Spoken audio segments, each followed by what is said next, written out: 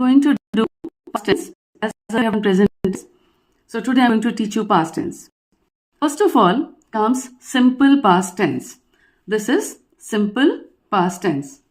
सबसे पहले हम रूल लेंगे. सिंपल पास्ट टेंस में क्या रूल होता है, जैसे मैंने पहले भी आपको बताया है, सब्जेक्ट प्लस V2. यहां पर हम V1 नहीं लेंगे, V2. V2 is second form of verb. जैसे कि मैंने पहले भी आपको बताया, V1 is first form of verb, V2 is second form of verb and V3 is third form of verb. बिना फॉर्म ऑफ वर्ब के आपके लिए करना मुश्किल है. ग्रामर के लिए वर्ब फॉर्म्स ऑफ वर्ब आना बहुत बहुत जरूरी है. Example, she sang a song. She subject हो गया, sang V2 हो गया. This is the complete sentence. Now comes past continuous tense. और जैसे मैंने पिछली क्लास में भी आपको बताया था, पास्ट कॉन्टिन्यूअस टेंस को पास्ट प्रोग्रेसिव टेंस भी कहते हैं. Past progressive tense. टीचर आपको एग्जाम में ये भी दे सकती है, पास्ट कॉन्टिन्यूअस टेंस भी दे सकती है, तो दोनों एक ही चीज है. सबसे पहले हम एग्जाम्पल करेंगे, रूल करेंगे. रूल.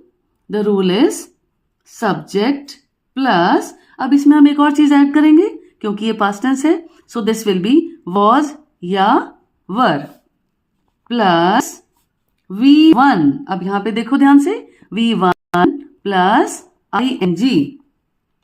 इसमें हमें ING लगाना है. Example, she was singing a song. She subject हो गया, वॉज वर्ब में से हमने वॉज लिया, सिंग plus ING, just like I have written in the rule. In the same way, in the same sequence, I have taken an example. Now comes the third one.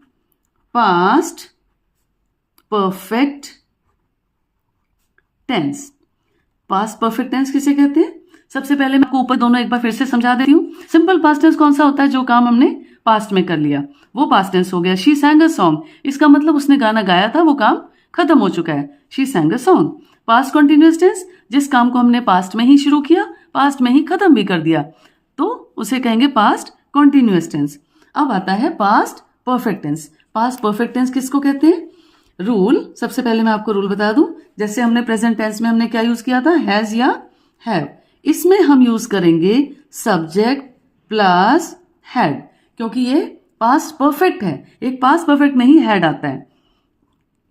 और V3, यहां ध्यान देने वाली बात है, V3. So this thing you have to take care of, that it is always V3.